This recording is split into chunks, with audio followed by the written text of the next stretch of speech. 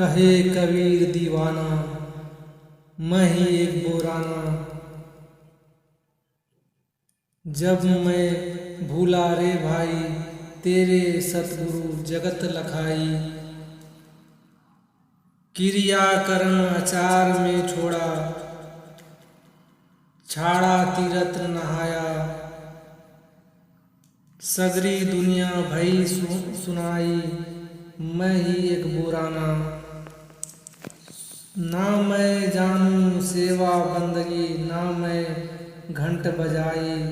ना मैं मूरत धरी सिंहासन, ना मैं पूप चढ़ाई। ना हरि रीझे जब तप किन्ने, ना काया के जारे। ना हरि रीझे धोती छाड़े, ना पांचों के मारे। दाया रखी धर्म को पाले, जगसू रहे उदासी। अपना साजिब सबको जाने, ताही मिले अविनाशी। सहे कसवद बदा को त्यागे, छाड़े गर्व गुमाना। सत्य नाम ताही को मिली है, कहे कबीर दीवाना। एक अंधेरी रात की भांति है तुम्हारा शरीर, जहाँ सूरज की किरण तो आना आरंभ है। मिट्टी के दिए भी छोटी सी लौ भी नहीं है।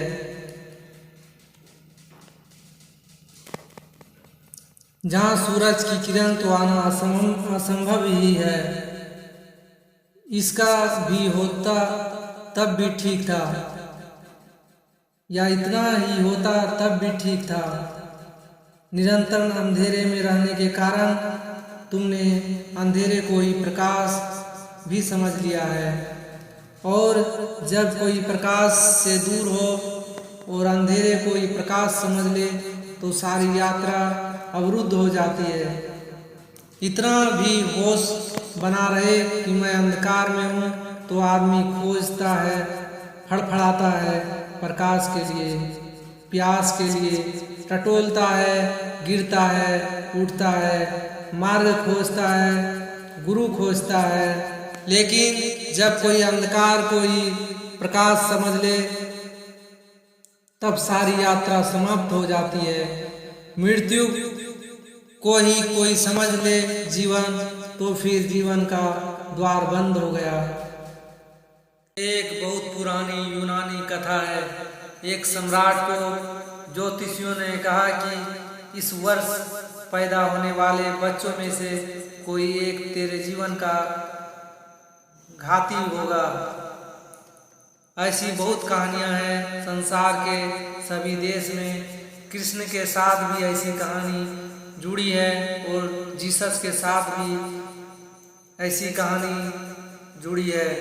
लेकिन यूनानी कहानी का कोई मुकाबला नहीं।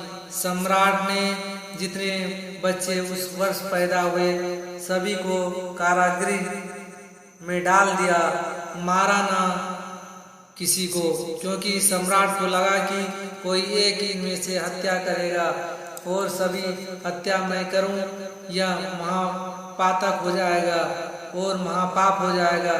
छोटे छोटे बच्चे बड़ी मजबूत जंजीरों में जीवन भर के लिए कोठरियों में डाल दिए गए। जंजीरों में जीवन भर के लिए कोठरियों में डाल दिए गए। जंजीरों में बंधे बंधे हुए बड़े हुए। उन्हें याद भी नहीं रही कि कभी ऐसा भी कोई क्षण था जब जंजीरें उनके हाथ में ना रही हो। जंजीरों को उन्होंने जीवन के अंग की तरह ही पाया और जाना। उन्हें याद भी तो नहीं हो सकती थी कि कभी वे मुक्त थे। गुलामी ही जीवन थी, और इसीलिए उन्होंने कभी गुलामी को खराब नहीं समझा, और उन्हें गुलामी आखिरी भी नहीं। क्योंकि तुलना हो तो तकलीफ होती है, तुलना का कोई उपाय ही न था। गुलाम ही वे पैदा हुए थे, गुलाम ही वे बड़े हुए थे, गुलामी ही उनका सार सर्वत्र थी, तुलना ना थी स्वतंत्रता की, और दीवारों से बंधते हुए भयंकर मजबूत जंजीरों से, और उनकी आंखें अंधकार की इतनी अधीन हो गई थी कि वे पीछे लौटकर भी ना देख सकते थे। जहाँ प्रकाश का जगत था, प्रकाश कष्ट देने लगता था। अंधेरे से इतनी राजी हो गए थे कि अब प्रकाश से राजी नहीं हो पाती थी आंखें, सिर्फ अंधेरे में ही आंख खुलती थी, प्रकाश में तो बंद हो जाती थी। तुमने भी देखा होगा, कभी घर के शांत स्थान से भरी दोपहरी में बाहर आ जाओ, आंख तिलमिला जाती है। छोटे बच्चे पैदा होते हैं, 9 महीने अंधकार में रहते हैं माँ के पेट में, प्रकाश की एक किरण भी वहाँ नहीं पहुँचती। और जब बच्चा पैदा होता है तब नासमझ डॉक्टरों को कोई अंत नहीं है। बच्चा पैदा होता है अस्पताल में, वहाँ से इतना प्रकाश रखते हैं कि बच्चे की आंखें तिलमिला जाती है और सदा के लिए आंखों को भयंकर चोट पहुँच जाती है। बच्चे को पैदा होना चाहिए मोमबत्ती के प्रकाश में, जहाँ हजार कैंडल के बल्ब लगाने की जरूरत नहीं है।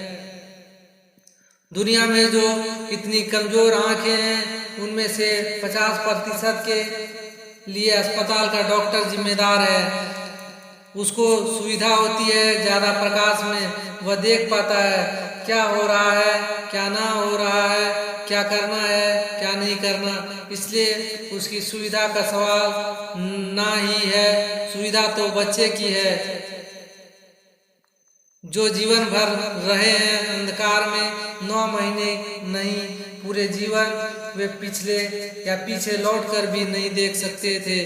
वे दीवार की तरफ ही देखते थे। राह पर चलते लोगों, खिड़की द्वार के पास से गुजरते लोगों की छाएं बनती थी सामने दीवार पर। वे समझते थे कि वे छाएं सत्य हैं, यही असली लोग है। उस छाया को ही वे जगत समझते थे। छाया की इस जगत को ही हिंदुओं ने माया कहा है। असली तो दिखाई नहीं पड़ता, असली का प्रतिबिंब दिखाई पड़ता है। असली को देखने के लिए आंख चाहिए, समर्थ आंख जो प्रकाश में खुल सके, जो सूर्य के सामने हो सके। अंधेरे की आधी आंख सत्य को नहीं देख सकती।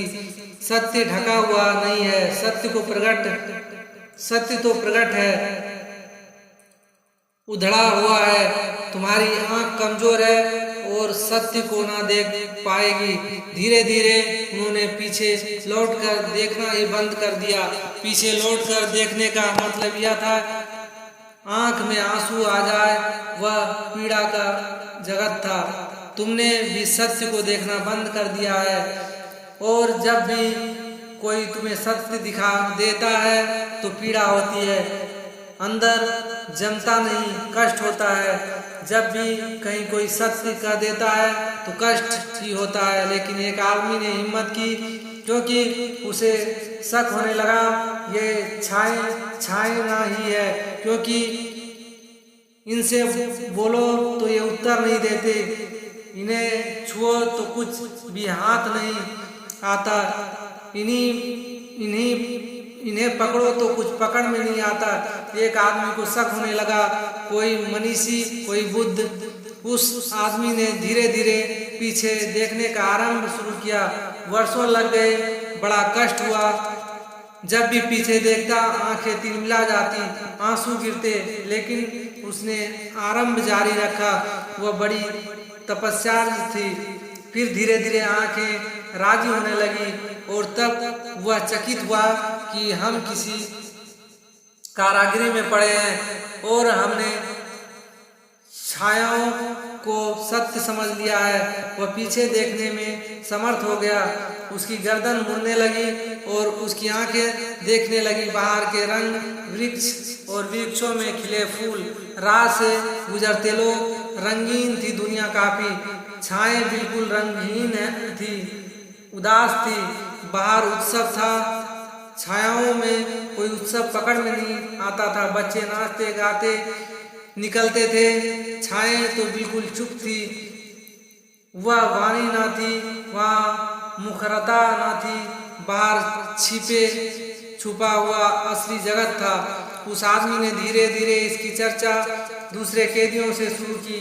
बाकी कैदी हंसने लगे कि तुम्हारा दिमाग खराब हो गया है, हम तो सदा से ही सुनते आए हैं कि यही सत्य है जो सामने है, और हम तो पीछे मुड़ कर देखते हैं तो कुछ दिखाई नहीं पड़ता सिवाय अंधकार के। जब आंख बंद हो जाता है तो सिवाय अंधकार के कुछ भी दिखाई नहीं पड़ता। जरूरी नहीं है कि अंधकार हो सकता है सिर्फ आंख बंद हो जाती है हो, लेकिन दोष कोई अपने ऊपर कभी लेता नहीं है। तो कोई यह तो मानता नहीं कि मेरी आंख बंद हो सकती है इसलिए अंधकार है। लोग मानते हैं अंधकार है इसलिए अंधकार है, मेरी आंख को बंद हो सकती है यह कभी संभव नहीं है, यह संभव है। हम अपनी आंख तो सदा खुली मानते हैं, अपना हृदय तो सदा प्रेम से भरपूर मानते हैं, अपनी प्रज्ञा तो सदा प्रज्वलित मानते हैं, अपनी आत्मा तो सदा जागृत मानते हैं, और वही हमारी भ्रांतियों को जोड़ती है। फिर कैदियों की संख्या बहुत थी, वह अकेला था। लोकतंत्र कैदियों के पक्ष में था, बहुमत उनका था, और उन्होंने कहा कि अगर ऐसा ही है तो सबकी सलाह ले ली जाए। एक भी मत मिला नहीं उस आदमी को, और लोग हंसे, खूब मजाक की। उन्होंने धीरे धीरे उस आदमी को पागल मानने लगे। वही कबीर कह रहे हैं, सगरी दुनिया भई सयानी, मैं ही एक बोराना। उस आदमी को अगर कबीर का पद याद होगा तो उसने भी कहा होगा, सब लोग सयाने सिर्फ मैं एक पागल। और सिर्फ वह एक ही सयाना था। लेकिन जहाँ अंधों की भीड़ हो वहाँ आंख वाला पागल हो जाता है, वहाँ मूढ़ों की भीड़ हो वहाँ बुद्धिमान ना पागल हो जाता है। वहाँ बीमारी स्वस्थ समझी जाती है, वहाँ स्वस्थ आदमी का इलाज कर देना पड़ जाता है। स्वाभाविक है, क्योंकि लोग अपने को मापदंड समझते हैं, और फिर जब बहुमत जन के साथ हो, बहुमत ही नहीं सर्वमत उनके साथ हो, उस एक आदमी को छोड़कर सभी उसके साथ थे, तो संदेह ही कैसे पैदा हो। लोग हंसे, मजाक की, उसे पागल समझा, उसका तिरस्कार किया, उसकी अपेक्षा की। धीरे धीरे लोगों ने उसे बातचीत बंद कर दी, क्योंकि वह बेचैनी पैदा करता था। बेचैनी पैदा करता था क्योंकि कभी कभी संदेह उसके मन में भी उठता या उठ जाता था कि हो सकता हो वो कहीं वह आदमी सच ना हो, क्योंकि अगर यह आदमी सच है तो उनकी पूरी जिंदगी बेकार हो गई। बड़ा दाव है, यह आदमी गलत होना ही चाहिए, नहीं तो उनकी पूरी जिंदगी गलत होगी। और कोई भी आदमी नहीं चाहता कि उसकी पूरी जिंदगी गलत सिद्ध हो, क्योंकि इसका अर्थ बहुत तुमने यूं ही गवाया, तुमने अवसर खो दिया, तुम मूढ़ हो, अज्ञानी हो, मूर्छित हो। अहंकार यह मानने को तैयार नहीं होता। अहंकार कहता है मुझसे ज्ञानी और कौन, मुझसे समझदार और कौन। ऐसे अहंकार रक्षा करता अज्ञान की। अहंकार रक्षक है अज्ञान के ऊपर। उसके रहते अज्ञान का किला पराजित न होता, तोड़ा न जा सकता या तोड़ा न जा सकेगा। धीरे धीरे उन्होंने इसकी अपेक्षा कर दी, क्योंकि उससे बात करने की बेचैनी थी, क्योंकि वह हमेशा रंगों की बात करता। रंग उनमें से किसी ने भी देखे ना थे। वह हमेशा पीछे चलने वाले संगीत की बात करता। संगीत उनमें से किसी ने भी सुना था। उनकी सब इंद्रियां पंगु हो गई थी, और धीरे धीरे वह आदमी कहने लगा कि ये जंजीरें हैं जिनको तुम आभूषण समझते हो, आखिर कैदी को भी सांत्वना तो चाहिए, तो वह जंजीर को आभूषण समझ लेता था। आखिर कैदी को भी जीना तो है, तो कारागिरी को घर समझ लेता है। न केवल समझ लेता है बल्कि भीतर से सजा भी लेता है, ताकि पूरा भरोसा आ जाए अपना घर है। जंजीरों पर कैदियों ने फूल पत्तियां बना ली थी।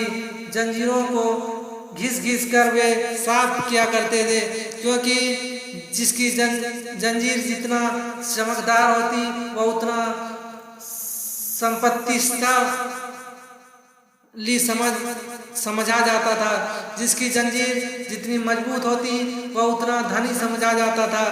जिसकी जंजीर जितनी वजनी होती उसकी उतनी ही संपदा थी।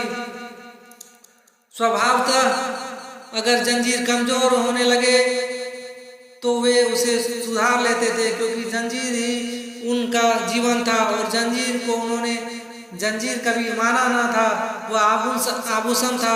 वही तो एकमात्र थी उसके शरीर पर, और तो कोई सजावट न थी। धीरे धीरे इन आदमियों को समझ में आने लगा कि ये आभूषण नहीं जंजीरें हैं, क्योंकि उसे स्वतंत्रता के जड़ की थोड़ी झलक मिलनी शुरू हो गई। एक किरण उतर आई अंधेरे में, सूरज का संदेश आ गया। अब इन अंधेरे घर में, इन अंधेरे कारागृह में रहना मुश्किल हो गया। धीरे धीरे उसने जंजीर को तोड़ने की व्यवस्था कर ली। असली सवाल तो भीतर की जंजीर का टूट जाना है। बाहर की जंजीर बहुत कमजोर है। अगर तुम बंद हो तो भीतर की जंजीर से बंद हो। भीतर की जंजीर है, जंजीर को आभूषण समझना। एक बार उसे समझ में आ गया कि आभूषण नहीं है, आधी तो मुक्ति हो ही जाएगी। उसी दिन से उसने जंजीर को घिसना बंद कर दिया, साफ करना बंद कर दिया, सजाना बंद कर दिया। लोग समझने लगे कि जीवन से उदास हो गया है, जैसे कि आमतौर से सन्यासी के लिए संसारी समझते हैं। उदास हो गया बेचारा, उसके भाव में एक बेचारेपन की प्रतीति होती है। जिंदगी में हार गया, शायद पाया कि अंगूर खट्टे हैं, छलांग पूरी ना हो सकी, कमजोर था। हम पहले ही से ही जानते थे कि कमजोर है, आज नहीं कल थक जाएगा और संघर्ष से अलग हो जाएगा। कायर है, जंजीर जो कि आभूषण है, इसको सजाना बंद कर दिया। ऐसा ही वे सजा रह रहे थे। आपस की दीवार को साफ सुथरा करना भी बंद कर दिया। अब पागलपन बिल्कुल पूरा हो गया है। लेकिन उस आदमी ने धीरे धीरे जंजीरें तोड़ने के उपाय खोज लिए। भीतर की जंजीर टूट जाए तो बाहर का कारागिरी टूट ही जाता है। आधा तो गिर ही गया, बुनियादी तो हिल ही गया और पीछे के जगत का, छिपे हुए जगत का संदेश आ गए। तब एक अनंत पुकार उसे पुकारने लगी। एक प्यास उसके रोए रोए में समा गई। असली जगत में प्रवेश करना है। उसने जंजीरें तोड़ी। जब प्यास प्रगाढ़ हो तो कमजोर से कमजोर आदमी शक्तिशाली हो जाता है। जब प्यास प्रगाढ़ ना हो तो कमजोर से कमजोर जंजीरें भी बड़ी मजबूत मालूम पड़ती है। प्यास बढ़ती चली गई, पीछे का जगत ज्यादा साफ होने लगा। आंख जितनी सिर्फ होने लगी उतना ही सत्य का जगत साफ होने लगा। एक दिन उसने जंजीर तोड़ दी और वह उस कारागृह गिरी से बाहर निकल भागा। उसके आह्लाद का अंत नहीं था। वह नाच रहा था। सूरज, पक्षी, वृक्षों में खिले फूल, सब वास्तविक लोग, छाया नहीं, संगीत, रंग, सुगंध। वह आह्लादित था, वह नाच रहा था। लेकिन कारागृह में अफवाहें उड़ गई कि हम जानते थे आज नहीं कल जीवन के संघर्ष से भाग जाएगा।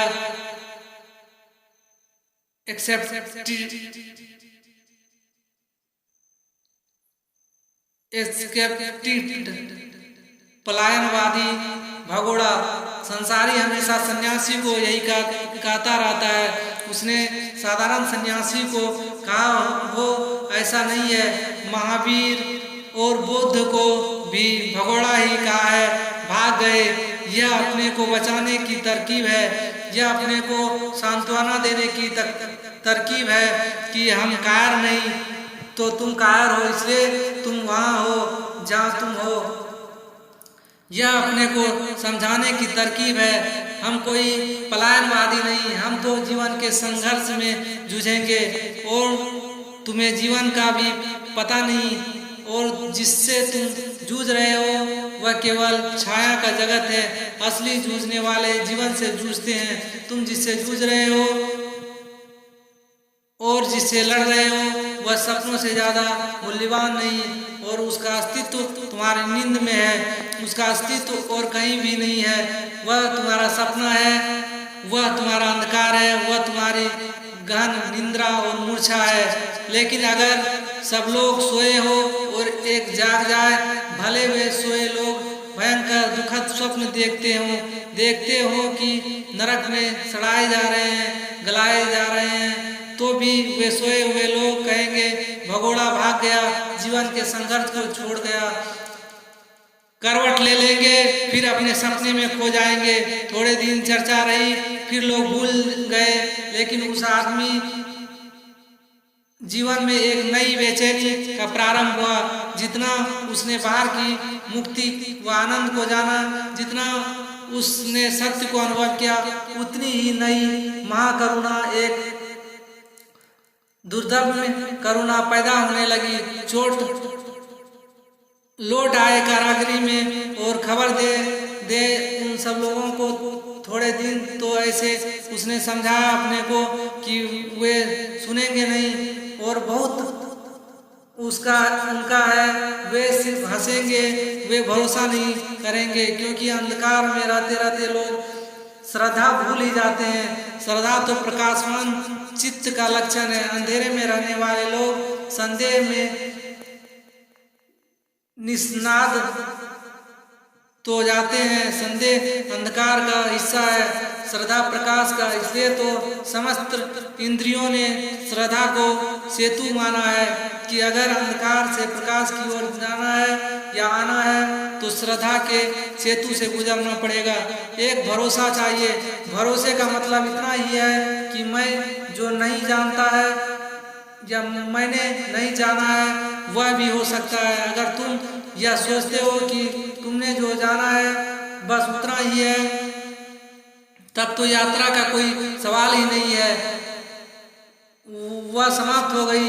बुद्ध आकर सिर पीटते और कहें कि मैंने थोड़ा सा ज्यादा माना है तुमसे, तो भी तुम मानोगे नहीं। संदेह का इतना ही अर्थ है कि तुम या मुझ पर सत्य समाप्त हो गया। मैंने जो जान लिया वही सत्य की भी सीमा है। मेरा अनुभव और सत्य समान है। यह संदेह है, श्रद्धा का अर्थ है। मेरा अनुभव छोटा है, सत्य बहुत बड़ा हो सकता है। मेरा छोटा आंगन है, आंगन पूरा आकाश नहीं, बड़ा आकाश है। मेरी छोटी खिड़की है, लेकिन खिड़की की ढांचा आकाश का ढांचा नहीं। माना कि मैं खिड़की से ही झांक कर देखता हूँ तो भी खिड़की आकाश नहीं है। इतना जिसे ख्याल आ जाए, जिसे संदेह पर संदेह आ जाए, वह श्रद्धावान हो जाता है। वह बड़े से बड़े या बड़े से बड़ा संदेह है, ध्यान रखना। जिसे संदेह पर संदेह आ जाए तो आपने संदेह की प्रवृत्ति के प्रति संदिग्ध हो गए। उसके जीवन में श्रद्धा का आविर्भाव हो जाता है। श्रद्धा का अर्थ है जानने को बहुत कुछ शेष है। मैंने कंकड़ पत्थर बीन लिए हैं समुद्र के तट पर, लेकिन जिससे समुद्र का तट समाप्त नहीं हो गया। मैंने मुट्ठी भर रेत इकट्ठी कर ली है, लेकिन सागर के किनारे पर अनंत रेत शेष है। मेरी मुट्ठी की सीमा है, सागर की सीमा नहीं है। मेरे बुद्धि की सीमा है, सत्य की सीमा नहीं। मैं कितना ही पाता चला जाऊं तो भी पाने को सदा शेष रह जाऊंगा। यही तो अर्थ है परमात्मा को अनंत कहने का। तुम कितना ही पाओ वह फिर भी पाने को शेष रहेगा। तुम पा पाकर थक जाओगे, वह नहीं चुकेगा। तुम्हारा पात्र भर जाएगा, ऊपर से भरने लगेगा, लेकिन उसके मेघों से वर्षा जारी रहेगी। हम कण मात्र हैं। जब कण का ख्याल हो जाता है कि मैं सब, वही श्रद्धा समाप्त हो जाती है। श्रद्धा अज्ञात की तरफ पैर उठाने के साहस का नाम है। अनजान में प्रवेश, अज्ञात में प्रवेश। जहाँ मैं कभी नहीं गया, जो मैं कभी नहीं हुआ, वह भी हो सकता है। उस आदमी के मन में बहुत बार करुणा उठने लगी। आनंद का अनिवार्य लक्षण है करुणा। वह बुद्ध से किसी ने पूछा कि समाधि की पूर्ण परिभाषा क्या है, तो उन्होंने कहा कि परिभाषा तो मुझे पता नहीं, लेकिन दो बातें निश्चित है, महाज्ञान, महाकरुणा। पूछने वाले ने कहा, महाराज कह देने से क्या काफी हो ना होगा? बुद्ध ने कहा, नहीं, वह अधूरा होगा। वह सिक्के का एक पहलू है। दूसरा पहलू है महाकरुणा। जब भी ज्ञान का जन्म होता है तभी करुणा का जन्म होता है। क्यों? क्योंकि अब तक जो जीवन ऊर्जा वासना बन रही थी वह कहाँ जाएगी? ऊर्जा नष्ट नहीं होती। अभी धन के पीछे दौड़ती थी, पद के पीछे दौड़ती थी, महत्वाकांक्षा थी, अनेक अनेक अनेक तरह के भोगों की कामना थी। सारी ऊर्जा वहाँ संलग्न थी। प्रकाश के जलते, ज्ञान के उदय होते, वह सार अंधकार, वह भोग, लिप्तता, मनोकांक्षा ऐसे ही विलीन हो जाते हैं जैसे दिए के जलते अंधकार। ऊर्जा का क्या होगा? जो ऊर्जा काम वासना बनी थी, जो ऊर्जा क्रोध बनती थी, जो ऊर्जा ईर्ष्या बनती थी, मत्सर बनती थी, उस ऊर्जा का, उस शुद्ध शक्ति का क्या होगा? वह सारी शक्ति करुणा बन जाती है। महाकरुणा का जन्म होता है और वह करुणा तुम्हारी काम वासना से ज्यादा अदम्य होती है, क्योंकि तुम्हारी काम वासना और बहुत सी वासनाओं के साथ है। महत्वाकांक्षा है, धन भी पाना है। तुम काम वासना को स्थगित भी कर देते हो कि ठहर जाओ, 10 वर्ष धन कमा ले, ठीक से फिर शादी करेंगे। धन की वासना अकेली नहीं है, पद की वासना भी है। तुम पद पाने के लिए धन का भी त्याग कर देते हो, चुनाव में लगा देते हो सब धन कि किसी तरह मंत्री हो जाओ। लेकिन मंत्री की कामना भी पूरी कामना नहीं है। मंत्री होकर फिर तुम स्त्री या स्त्रियों के पीछे भागने लगते हो। मंत्री पद भी दांव पर लगा या लग जाता है। तुम्हारी सभी वासनाएं अधूरी अधूरी ही है। 1000 कामनाएं हैं और अभी में ऊर्जा बटी है, लेकिन जब सभी कामनाएं शून्य हो जाती है, सारी ऊर्जा मुक्त हो जाती है, तुम एक अदम्य ऊर्जा के स्रोत हो जाते हो, एक प्रगाढ़ शक्ति। उस शक्ति का क्या होगा? जब भी आनंद का जन्म होता है, समाधि का जन्म होता है, शक्ति का आकाश मिलता है, तब तुम तत्क्षण पाते हो कि वे जो पीछे रह गए, जिन्हें अभी इसी खुले आकाश में ले आना है, तब तुम्हारा सारा जीवन जो बंद है उसे मुक्त करने में लग जाता है। जो कारागृह में है उसे खुला आसमान देने में लग जाता है। जिसके पंख झंखा गए हैं उसके पंख को सुधारने में लग जाता है कि वे फिर से उड़ सके। जिनके पैर जाम हो गए हैं उनके पैरों को फिर जीवन देने में लग जाता है, ताकि लंगड़े चले और अंधे देखे और बहरे सुन सके। और तुम लंगड़े हो, तुम चले नहीं। यात्रा तुमने बहुत ही की है, लेकिन जब तक तीर्थ यात्रा ना हो तब तक कोई यात्रा नहीं है। तुम बहरे हो, तुमने सुना बहुत है, लेकिन वासना के सिवाय कोई स्वर तुमने नहीं सुनी। और वासना भी कोई संगीत है। वासना तो एक शोरगुल है जिसमें संगीत बिल्कुल भी नहीं है। वासना तो एक भी संगीत है जिससे तुम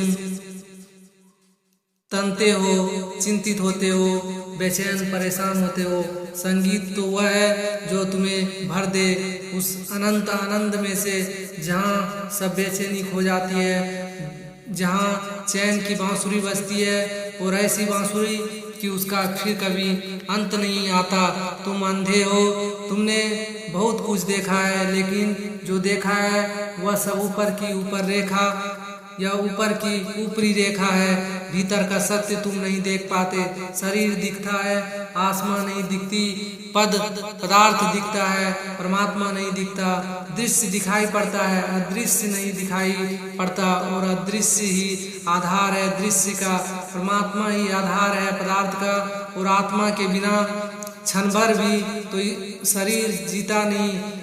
इधर उड़ गया पक्षी, उधर शरीर जलाने को लोग ले जाते या लोग ले चलते हैं, फिर भी तुमने सिर्फ शरीर देखा है और आत्मा नहीं देखी। अंधे हो तुम, पंगु हो तुम। जिसके जीवन में समाधि खिलती है वह भागता है उसको जगाने जो सोए हैं, लेकिन उसे भी कठिनाई खड़ी होती है। कुछ दिन तो उसने आपको रोका, क्योंकि वह जगाता है कि वे लोग हंसेंगे, क्योंकि वह जानता है कि वे सुनेंगे नहीं, क्योंकि वह जानता है कि जो सदा से हुआ है वही फिर होगा। पत्थर और कांटों से स्वागत होगा, फूल मालाएं मिलने को नहीं, लेकिन अधम है करुणा, उसे रोका नहीं जा सकता। कथा है कि बुद्ध को जब ज्ञान हुआ तो 7 दिन तक वे चुप बैठे रहे। बड़ी मीठी कथा है। क्या करते रहे चुप बैठकर? बहुत बार अधम वेग से उठी करुणा की जगहें बहुत लोग भटकते हैं, सारे लोग भटकते हैं। जो मुझे मिल गया है वह बांट दूं, लेकिन कोई चीज रोकती रही, कोई चीज रोकती रही। बुद्ध ऐसा व्यक्ति भी हिम्मत ना जुटा सका। तुम्हारे सामने बुद्ध भी हारे हुए हैं। बुद्ध को भी डर लगा। जिसको अब कोई डर नहीं बचा है, उसको मृत्यु का भय नहीं, वह भी तुमसे डरता है। जो यम से नहीं डरता वह तुमसे डरता है। 7 दिन तक बुद्ध ने प्रतिरोध किया, अपना ही सब तरह से रोका कि नहीं, अपने को समझाया कि जो जागने वाले हैं वे मेरे बिना भी जाग जाएंगे, और जो नहीं जागने वाले हैं मैं लाख सिर पटकूं वे सुनेंगे नहीं। फिर क्यों व्यर्थ मेहनत करूं? कथा है कि आकाश के देवता चिंतित हो गए, बड़ी बेचैनी फैल गई। आकाश के देवताओं में बेचैनी यह कि कभी करोड़ करोड़ वर्ष में अभी कोई एक व्यक्ति बुद्धत्व को उपलब्ध होता है, और वह भी अगर चुप रह गया तो भटकते हैं मार्ग पर, उनका क्या होगा? जतो अंधेरों में प्रतीक्षा करते हैं, अजनबी प्रतीक्षा, उसे या उन्हें पता भी नहीं है किसी का जो मार्ग बतलाएगा। बतलाने वाले का पत्थर से ही वे स्वागत करेंगे, लेकिन फिर अनंत अनंत कारण से खोजते तो है ही भीतर। कहीं कोई गहरे में छिपा हुआ बीज तो पड़ा है, न फूट जाता है। ठीक भूमि ना मिलती हो, सूरज का प्रकाश ना मिलता हो, कोई पानी देने वाला ना मिला हो, कोई साज संभाल करने वाला ना मिला हो, लेकिन बीज तो पड़ा ही है, उनका क्या होगा? कथा है कि आकाश के देवता उतरे, बुद्ध के चरणों में उन्होंने सिर रखा और कहा कि नहीं, अब चुप ना बैठे, उठे। बहुत देर अब वैसा ही हो गई। देवता का अर्थ है ऐसी चेतनाएं जो अत्यंत शुभ परिणाम है, ऐसी चेतनाएं जिनके जीवन के अशुभ खो गए हैं, सिर्फ शुभ बचा है। अभी वे पूर्ण मुक्त नहीं है, क्योंकि जब शुभ भी खो जाएगा तभी पूर्ण मुक्ति होगी। देवता का अर्थ है शुद्धतम चेतनाएं, मुक्ततम नहीं। पहले अशुद्धि से दबी हुई चेतनाएं हैं, जिसको हम राक्षस कहें, असुर कहें, नारकीय योनि में पड़े हुए लोग कहें, और फिर शुद्ध चेतना है जो स्वर्ग में है, शांत है, शुभ परिमाण है या परिणाम है, किसी का बुरा नहीं चाहती, भला चाहती है, लेकिन चाह बाकी है। नरक में जो पड़े हैं उनके हाथ में जो जंजीरें हैं वह लोहे की है, स्वर्ग में जो पड़े हैं उनके हाथ में जो जंजीरें हैं वह स्वर्ण की है, हीरे माणिक से जड़ी है पर जंजीरें हैं। मुक्त वह है जिसमें न शुभ रहा न अशुभ रहा, जिसकी लोहे की जंजीरें, सोने की जंजीरों या जंजीरें सब टूट गई। मुक्त वह है जिसका द्वंद्व समाप्त हो गया, जिसके भीतर दो ना रहे, शुभ और अशुभ, अच्छा बुरा, रात दिन, स्वर्ग नरक, सुख दुख सब खो गए। देवता का अर्थ है शुद्ध सुखी चेतनाएं। निश्चित ही स्वभावतः उनके हृदय में कंपन पैदा होगा, क्योंकि वे निकटतम में मुक्त पुरुषों के। नर्क में पड़े लोगों को पता भी ना चला कि कोई बुद्ध हो गया है। पृथ्वी पर जो लोग हैं वे दोनों के बीच हैं, ना तो नर्क में हैं ना स्वर्ग में। वे त्रिशंकु की भांति हैं, शुभ अशुभ दोनों में डोलते रहते हैं। सुबह देवता, घंटे भर बाद शैतान, घंटे भर बाद फिर देखो मुस्कुरा रहे हैं, अच्छे भले आदमी मालूम पड़ते हैं, और थोड़ी देर बाद किसी की गर्दन काट सकते हैं। पृथ्वी पर जो है मध्य लोग, जिसको ज्ञानियों ने कहा है, वे स्वर्ग और नरक के बीच डोलते रहते हैं, एक पैर नरक में और एक पैर स्वर्ग में, कहीं भी नहीं है। वे उनका होना नहीं है, इसलिए तो उन्हें पता नहीं चलता कि तुम कौन हो। नर्क में ठीक पता चलता है लोगों को कि कौन है, स्वर्ग में भी ठीक पता चलता है कि कौन है, क्योंकि एक ही नाव पर सवार हैं और शुभ की नाव पर सवार हैं। उनको लगा उनके प्राण कब गए कि बुद्ध चुप हैं, कहीं ऐसा ना हो कि वे चुप ही रह जाएं। देवताओं ने पैर में सिर रखा। स्वयं ब्रह्मा ने कहा कि नहीं, आप बोले और देर हो जाएगी तो वाणी खो जाएगी, आप भीतर मत डूबते चले जाएं। आपने पा लिया, लेकिन जिन्होंने नहीं पाया उन पर करुणा करें। कहते हैं बुद्ध ने कहा कि जो पाने को है, जो पाने की चेष्टा में रथ है, वे पा ही लेंगे। मैंने पा लिया, वे भी पा लेंगे, वे भी मेरे जैसे हैं। थोड़े देर अबेर होगी, पर इस अनंत काल में क्या देर क्या अबेर, घड़ी भर पहले कि घड़ी भर बाद, एक जन्म पहले कि एक जन्म बाद, क्या फर्क पड़ता है। मुझे कोई परेशानी में डालते हो या मुझे क्यों परेशानी में डालते हो। और जो नहीं पाने को है, मेरे पहले बहुत बुद्ध पुरुष हो चुके हैं, उन सब ने उनके द्वार पर दस्तक दी है, उन्होंने द्वार भी खोला नहीं कि उन्होंने द्वार नहीं खोला।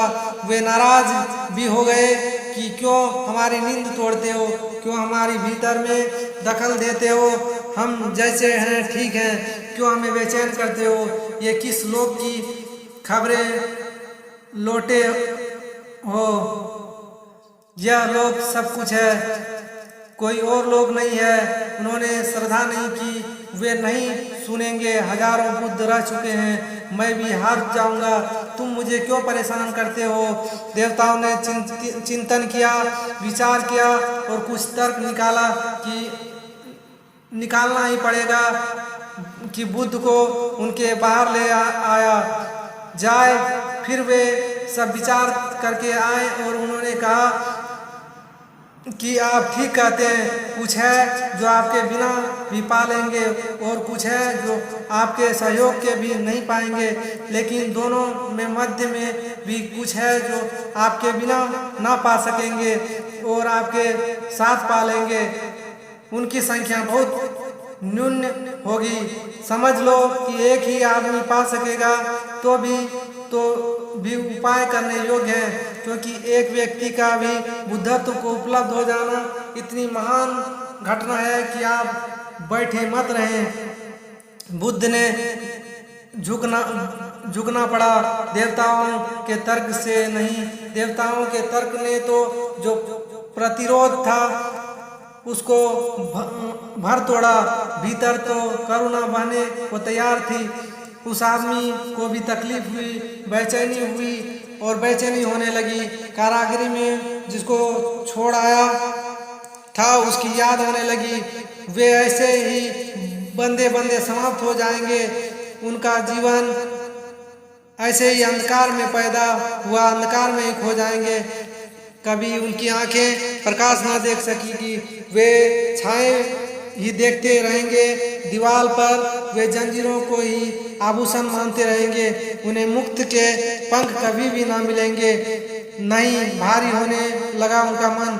जैसे मेघ जब भर जाते हैं तो बरसते हैं, ऐसा भारी होने लगा उनका प्राण, बरसने को तत्पर होने लगा। जैसे फूल जब भर जाता है गंध से तो खुल जाता है और गंध फैला देता है चारों लोकांतर में, ऐसे उसके प्राण भी खिलने को तत्पर होने लगे। कोई अवश्य प्रेरणा उसे खींचने लगी वापस, जानते हुए वहाँ स्वागत नहीं होने का है। वह वापस लौट आया कारागृह में। लोग हंसने लगे। उन्होंने कहा, हमने पहले ही कहा था कि वहाँ कुछ भी नहीं है, सिर्फ छाए हैं। वहाँ तुम जा रहे हो। आ गए वापिस, आ गई बुद्धि, रास्ते पर आ गई बुद्धि। और उल्टा हमें समझा रहे थे कि हम भी तुम्हारे साथ चलें। हमें भी मूड बनाने की सोची थी और अब तो समझ आ गई। आ जाओ वापिस, संभाल लो अपने आभूषण को। यही एकमात्र जगत है और दीवार पर बनती छाएं ही सत्य है। ये सब सपने हैं, रंगीनियों के प्रकाश के, ये कल्पनाएं हैं और तुम अकेले नहीं हो। हम में से भी बहुत ने ऐसे सपने देखे हैं और ऐसी कल्पनाएं की है। वे सब कविताएं हैं और लोगों की, सत्यों के लोगों की, मुक्त आत्माओं की, सिद्धों की सब कल्पनाएं हैं, सब बकवास है। ये चालबाजों ने मूढ़ों को चूसने के, शोषण करने के उपाय बना रखे हैं। धक से रह गया होगा वह आदमी, द्वार बंद है, इन्हें मुक्त करने आया है, लेकिन ये अपने कारागिरी को अपना जीवन समझ बैठे हैं। फिर भी उसने कोशिश की, जो सदा हुआ है वही हुआ। लोग उनके विरोध में होते गए। जितनी वह चेष्टा करने लगा उतना ही वे नाराज होते गए, क्योंकि उनकी नाराजगी भी स्वाभाविक मालूम होती है। तुम उनके जीवन भर के दाव को मिट्टी पर करने में लगे हो। तुम यह कह रहे हो कि 60 साल तुम व्यर्थ ही जिए। तुम यह कह रहे हो कि तुम इतने बुद्धिमान हो कि 60 साल तुम व्यर्थ ही जिए। तुम यह कह रहे हो कि तुम इतने बुद्धिमान हो कि 60 साल अंधेरे में रहे, फिर भी तुम्हें ख्याल ना आया कि यह अंधकार है। जंजीरों में बंधे सड़ते रहे और तुम्हें इतना भी बोध न उठा कि ये जंजीरें हैं मूढ़, और तुम इन्हें आभूषण समझते रहे। दीवार पर बनी छायाओं को देखकर और समझा कि यही सत्य है, यह बर्दाश्त के बाहर है। क्योंकि अगर यह आदमी सच है तो उस कारागृह के सभी आदमी गलत हैं, भीड़ गलत है। अगर बुद्ध सच है, अगर मैं सच हूँ तो तुम गलत हो।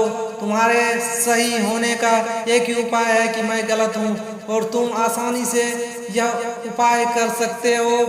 भीड़ तुम्हारी है, संख्या तुम्हारी है। वह आदमी अकेला था, अजनबी, अपरिचित लोगों के बीच। उसकी भाषा और हो गई थी, उसकी भाषा और थी।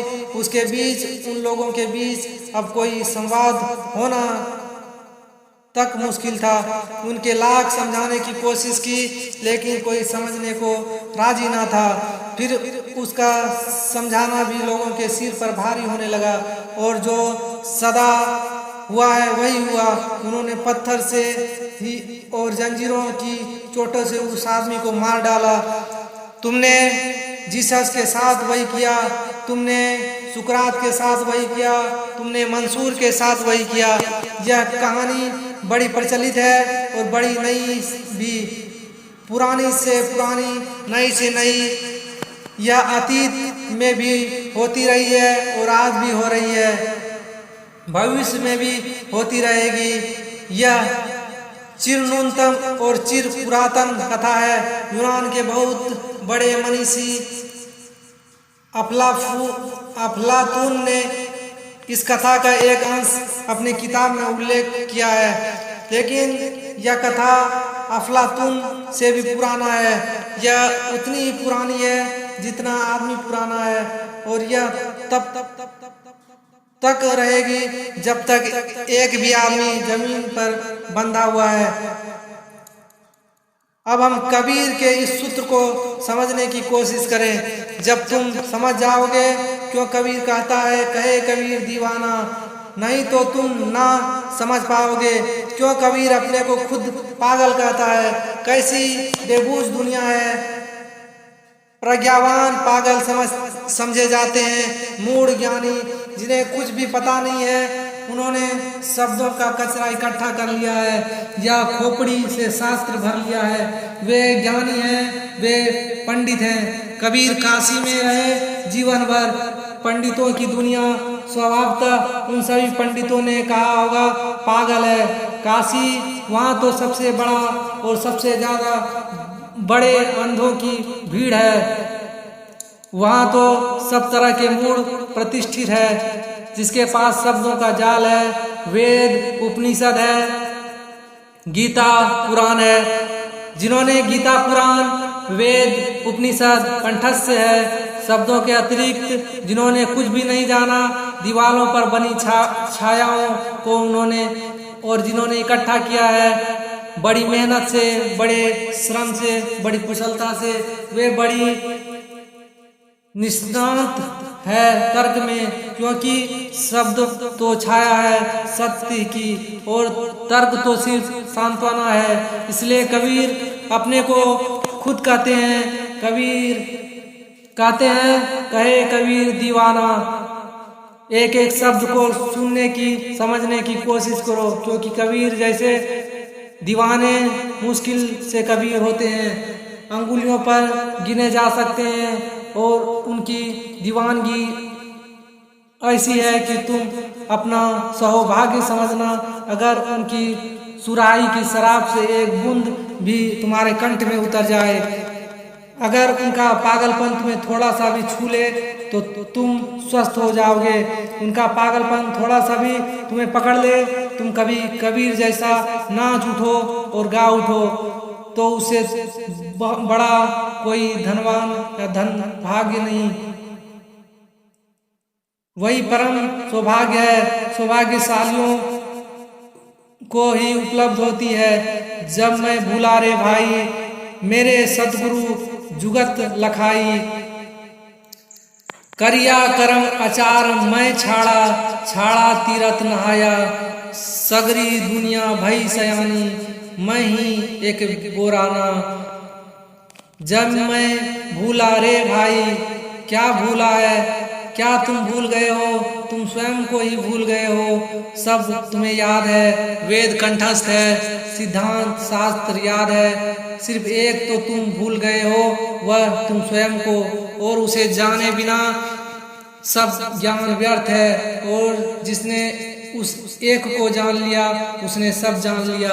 उस एक के जानने में सब जान लिया जा सकता है और सब जान लिया जा सकेगा। तब वेद पुराण बाइबल सब एक हो चुके या चुकने में सब चुक जाता है, क्योंकि वही एक तुम्हारे भीतर चैतन्य को स्रोत है। उस एक से ही तुम परमात्मा से जुड़े हो। वह एक तुम्हारे भीतर आया हुआ परमात्मा है। जैसे तुम्हारी खिड़की में से आ गया प्रकाश तुम्हारे घर को भरे, ऐसा तुम्हारे उस एक में से आ गया आकाश परमात्मा तुमको भरे। उस एक को भर तुम भूल गए हो। उसकी तरफ पीठ, सारी संसार की तरफ आंख है, भागे फिरते हो, ज्ञान का संग्रह करते चले जाते हो, धन का संग्रह करते चले जाते हो। एक बात भूल ही जाते हो, वह कौन है जिसके लिए तुम संग्रह कर रहे हो, वह कौन है जो संग्रह कर रहा है, वह कौन है जो शास्त्र पढ़ रहा है। शास्त्र जो याद कर जाता है वह कौन है? जो शास्त्र पढ़ रहा है वह कौन है? जो सबके प्रति साक्षी है वह कौन है? चैतन्य का स्रोत तुम्हारे भीतर। जब मैं भूला रे भाई मेरे सतगुरु जगत जुगत लखाई। कबीर कहते हैं जब मैं भूल गया, विस्मरण अज्ञान है, इसलिए तुम ज्ञान से अज्ञान को ना मिटा सकोगे, स्मरण से मिटा सकोगे। इसे ठीक से समझ लो, विस्मरण अज्ञान है, तुम भूल गए हो कि तुम कौन हो। इसकी पुनर्याद पुनर्स्मरण चाहिए, ज्ञान से यह ना होगा। क्योंकि ऐसा नहीं है कि तुम्हें कुछ जानकारी की कमी है तो जानकारी बढ़ जाएगी तो ज्ञान हो जाएगा।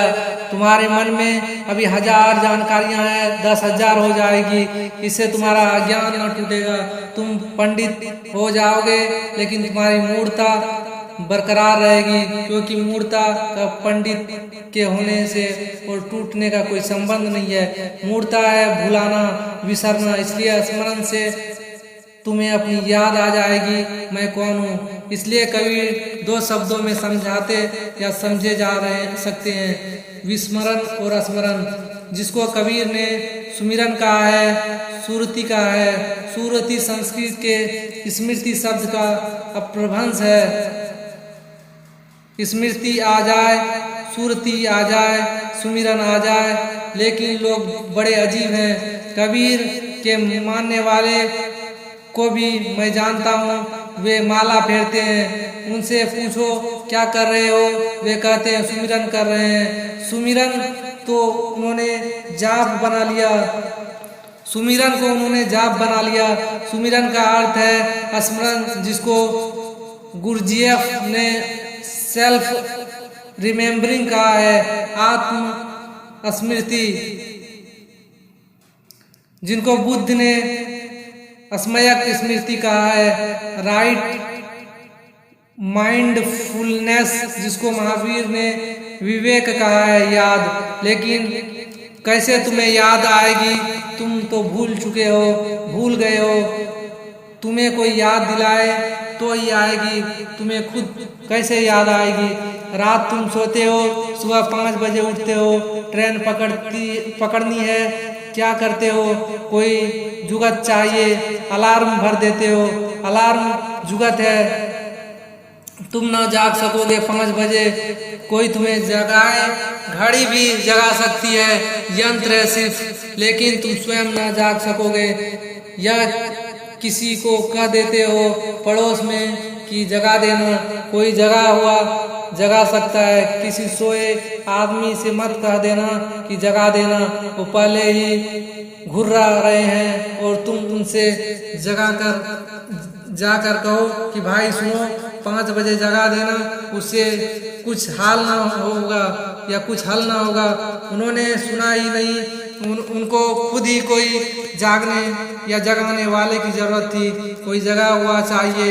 और समस्त योग का अर्थ है जुगत। जुगत शब्द बड़ा प्यारा है, अंग्रेजी में इसके लिए जगह है या इसके लिए शब्द है डिवाइस, तरकीब। हजारों तरह की तरकीबें उपयोग की गई है आदमी को जगाने के लिए, लेकिन अगर तुम खुद ही करोगे तो खतरा है। मैंने सुना है कि अमेरिका का एक बहुत बड़ा वैज्ञानिक एडिसन भुलक्कड़ था, भूल गया था। अक्सर जो लोग बहुत सोचते हैं वे भुलक्कड़ हो जाता है। सोचना इतना ज़्यादा हो जाता है कि सबकी याद रखनी मुश्किल हो जाती है। तो वह हर चीज़ को जब भुलक्कड़ हो गया और उसने 1000 आविष्कार किए हैं, इसलिए बड़ी पैनी बुद्धि का आदमी था। कभी वह कोई चीज़ आधी पूरी करके पूरी ना कर पाया है, आधी ही है, आधा कोई आविष्कार कर लिया है, फिर भूल जाए वर्षों तक तो बड़ा नुकसान होने लगा। तो किसी ने उसे सुझाव दिया कि तुम ऐसा क्यों नहीं करते कि हर चीज़ को लिख लिया करो ताकि याद बनी रहे। उसने लिखना शुरू कर दिया तो अलग अलग कागजों पर लिखकर रखता जाता। वे कागज खो जाते कि कहाँ रख दिया। किसी ने कहा, तुम भी पागल हो, अलग अलग कागजों पर क्यों लिखते हो, डायरी क्यों नहीं बना लेते। उसने डायरी बना ली, डायरी खो गई। आदमी भूलने वाला हो तो इससे क्या फर्क पड़ता है।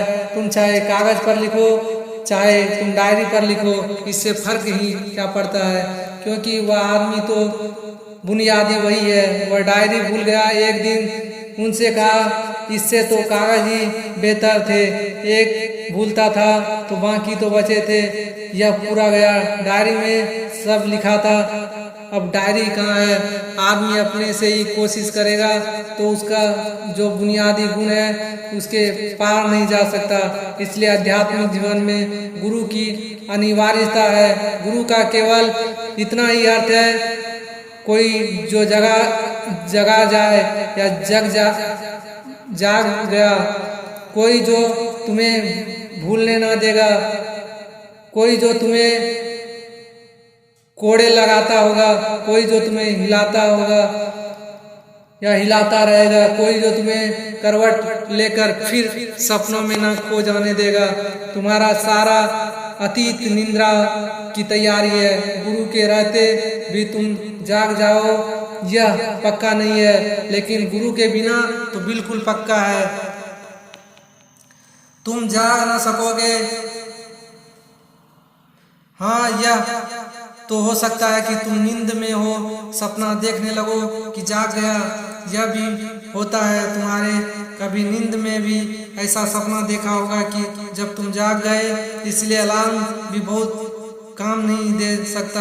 अलार्म बज रहा है, तुम सो रहे हो, तुम एक सपना पैदा कर लेते हो कि मंदिर में प्रार्थना चल रही है, घंटी बज रही है, तुमने खत्म कर दी घड़ी, तुमने तरकीब निकाल दी, नींद के रास्ते या रास्ता बना लिया।